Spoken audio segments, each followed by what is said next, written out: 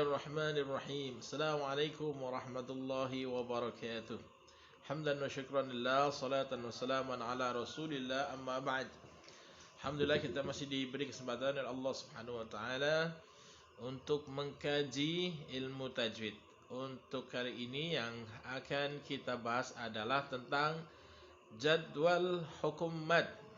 Kenapa dibuat dengan model tabel seperti ini atau jadwal?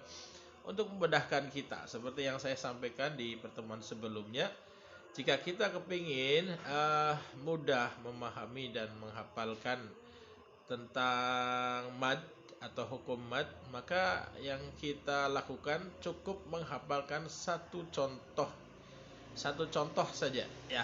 Satu contoh dari setiap hukum bacaan mad kita hafal contohnya, kemudian ngerti cara nulisnya, maka kita bisa menjabarkan atau mendefinisikan atau menjelaskan ulang tentang mad itu sendiri. Nah, kalau kita sudah bisa menjelaskan kepada orang lain tentang jenis hukum mad beserta contoh dan definisinya, maka kita dianggap sudah paham, ya. Kita mulai saja. Bismillahirrahmanirrahim. Dalam tabel ini memang nanti ada yang sudah disebutkan hukumatnya, ada juga yang belum tertera di sini, nanti akan dilengkapi dengan sesi berikutnya, ya. Yang pertama kita lihat contohnya di sini, nuhiha, nuhiha, nuhiha. Ini namanya mad tabi'i.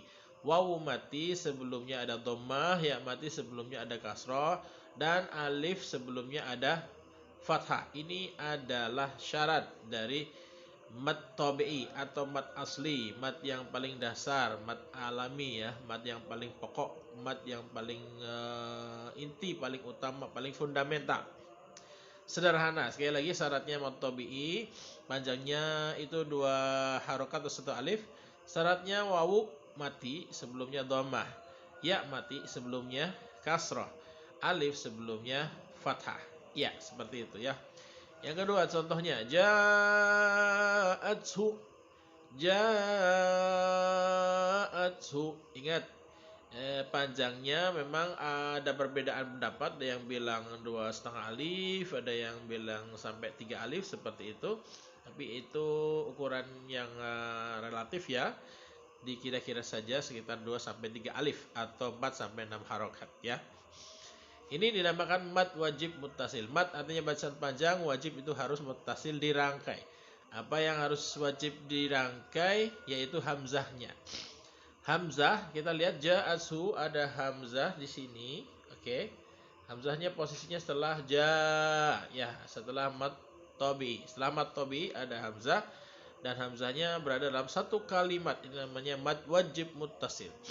Dinamakan mad wajib muttasil karena hamzahnya nyambung langsung dengan kalimat yang sama atau posisinya berada di satu kalimat, di kalimat yang sama, ya. Oke.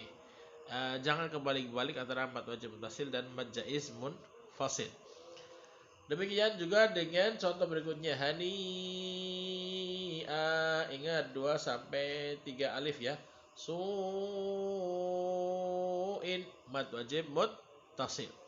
Setelah mad tabi ada hamzah dalam satu kalimat.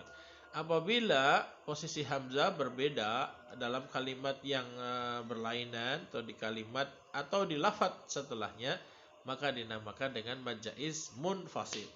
Mad artinya bacaan panjang, jaiz itu boleh, munfasil dipisah. Apa yang dipisah? Yaitu hamzahnya. Ingat, bedakan hamzah dengan alif. Alif itu tidak berharokat, hamzah itu berharokat. Kita baca contohnya, ya. La ila, la ila. 2-4 harokat. 2-3 alif, ya. Atau 4-6 harokat. Wabtaghu ilaih, wabtaghu ilaih, wattabi'uni ahdikum, wattabi'uni ahdikum. Semua ini adalah mad tabi'i, ya.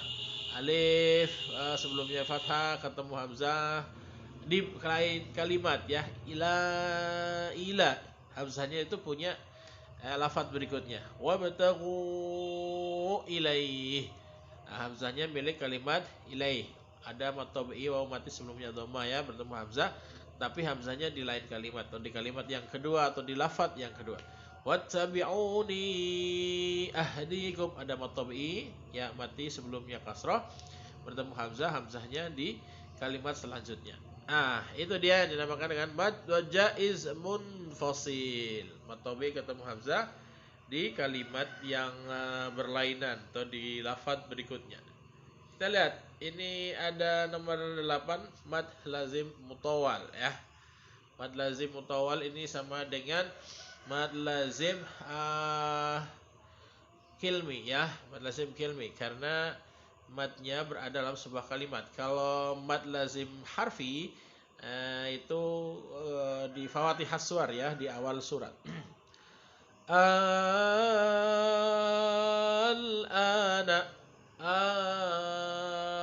Al-ana ya, 3 alif atau 6 harokat.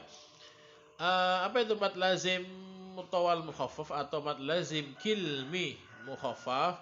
Itu apabila ada mad, bacaan mad bertemu dengan huruf yang bersukun ya. Huruf yang bersukun. Kalau ketemunya dengan huruf bertasydid, nanti bukan mad lazim mutawal mukhaffaf tapi mad lazim mutawal musaqqal atau mad lazim kilmi musaqqal. Contohnya ada di bawahnya. Atuhajjuni, seperti itu. Atuhajjuni ya. Panjangnya sekitar 3 alif atau 6 harokat ya. Ingat, apabila ada bacaan mad bertemu sukun namanya mad lazim kilmi mukhaffaf. Kalau bertemu tasydid adalah dinamakan mad lazim kilmi musaqqal. Ya, kilmi itu dalam kalimat sebuah lafaz, musaqqal itu berat. Beratnya karena bertemu tasydid. Kalau mukhaffaf itu ringan karena bertemu dengan sukun. Ya.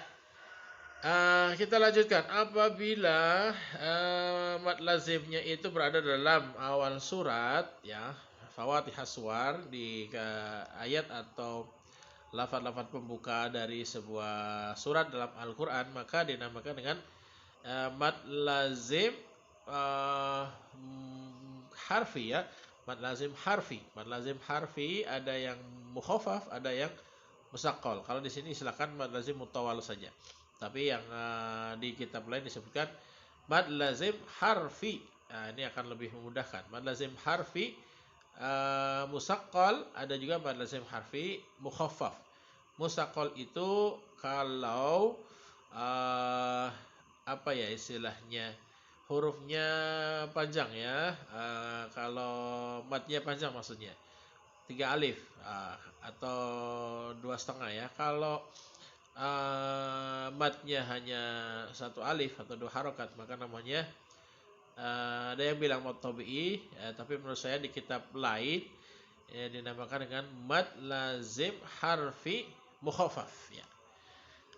Untuk mad lazim harfi mukhaffaf itu hurufnya hayyun dhaharun ya. Di sini ha dan ya-nya ya, mad lazim harfi mukhaffaf. Kalau kam asal naqasa fi kam asal naqasa ya, kafnya, ain ya dan shad ya, dinamakan lazim mukhaffaf, mad lazim harfi mukhaffaf. Ya, kita baca contohnya. Kaf ha ya ain shad, seperti itu ya. Kira-kira kaf ha ya ain shad ya, seperti itu. Untuk ha dan ya-nya namanya mad lazim harfi mukhaffaf, sedangkan kaf dan ain shad itu namanya mad lazim harfi musaqqal. Ingat hurufnya hayyun dhaharun. Ha mim, haknya yang mad lazim harfi mukhaffaf. Mimnya yang mad lazim harfi musaqqal. Ya. Hayyun taharun ya. Yasin. Ya-nya mad lazim harfi mukhaffaf, sinnya mad lazim harfi musaqqal seperti itu ya. Hayyun taharun, taha, dha dan ha-nya sama-sama mad lazim harfi mukhaffaf ya. Hayyun dhaharun. Ingat ya, ra alif lam mim, ra-nya ya yang mad lazim harfi mukhaffaf. Untuk mad lazim harfi musaqqal kam asal naqasa. Kam asal naqasa. Di sini untuk huruf kaf, ain dan shad sudah dicontohkan ya. Nun, qaf, shad ya, seperti itu ya, Mama. Contoh yang lain dari mad lazim harfi musaqqal. Satu lagi di kitab Syifaul Jinan ini ada mad arid lis sukun ya. Apabila ada mad tabi'i bertemu dengan huruf hidup di akhir sebuah ayat dan dibaca waqaf. Iyyaka na'budu wa iyyaka nasta'in. Ya, ini panjangnya sekitar 2,5 sampai 3 alif ya, atau 5 sampai 6 harokat, 5 sampai 6 ketukan ya. Sebenarnya tidak hanya huruf ya saja, ada juga huruf wawu mati yang sebelumnya dhamma di akhir sebuah ayat bisa juga disebut dengan mad arid lis sukun. Contohnya adalah amma yatasaalun. Ingat, ini harus dibaca waqaf apabila ingin disebut mad arid lis sukun. Apabila diwasolkan maka bukan lagi disebut mad arid lis sukun tapi mad tabi'i biasa. Ya, saya kira itu saja untuk penjelasan tabel tentang mad. Di sini memang tidak sampai 14 mad far'i karena ada yang belum disebutkan di sini. Di antaranya adalah mad silah qasira, mad silah tawilah, kemudian ada lagi mad tamkin ya, mad badal sama mad iwad. Jadi ada sekitar 5 yang belum disebutkan atau dijelaskan di sini. Akan tapi tidak masalah, kita akan jelaskan di bagian berikutnya dengan model yang lain ya, dengan model kata konsep atau mind map. Nah, sementara dengan model jadwal semoga menambah pemahaman kita. Allahu a'lam bissawab. Subhanakallahumma bihamdika asyhadu an la ilaha illa anta astaghfiruka wa atubu ilaik. Semoga bermanfaat. Assalamualaikum warahmatullahi wabarakatuh. Alhamdulillah.